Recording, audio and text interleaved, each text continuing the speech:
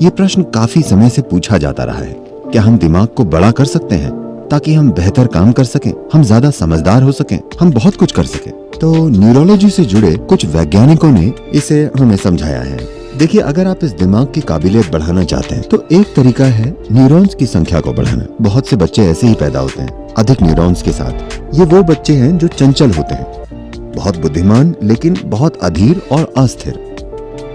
जैसे ही आज के डॉक्टर उन्हें देखते हैं वे उन पर कूद पड़ते हैं और वे कोई दवाई दे देते हैं। उन्होंने कुछ नाम दे रखे हैं, ADD, ADH, ABC या XYZ। इस तरह सभी 26 अक्षरों का इस्तेमाल हो चुका है।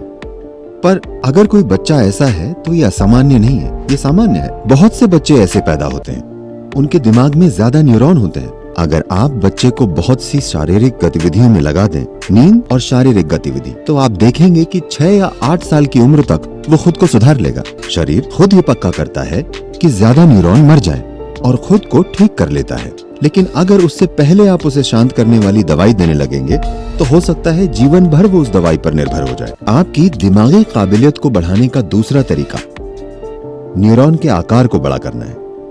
अगर आप न्यूरॉन के साइज को बढ़ा दें तो दिमाग की काबिलियत बहुत बढ़ सकती है।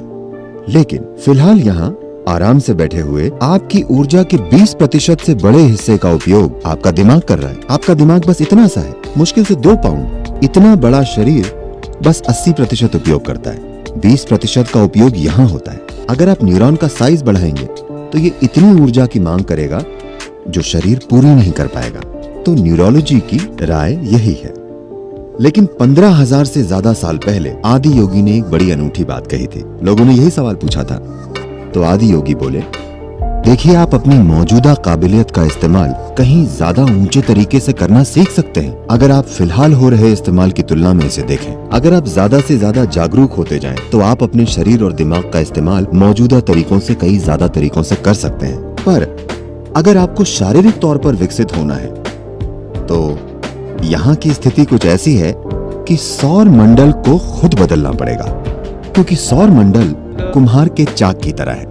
उसने इसे बुना है और ये शिखर तक पहुंच चुका है। शिखर तक पहुंचने की बात हम ऐसे जानते हैं कि अगर आप सौर मंडल की ज्यामिति के बारे में जानते हो तो आपको पता है कि धरती और चांद की दूरी चांद के व्यास का 108 गुना है। सूरज का व्यास वो सब आप जानते हैं। तो अगर आप इंसानी सिस्टम को देखें तो इसमें 114 मिलन बिंदु या चक्र हैं। सबसे पहले 2 भौतिक शरीर के बाहर है, तो हम आमतौर पर उनकी बात नहीं करते जब तक कि कोई मिस्टिकल मकसद ना हो। तो 112, इन 112 में से 4 चक्रों के बारे में आप कुछ नहीं कर सकते।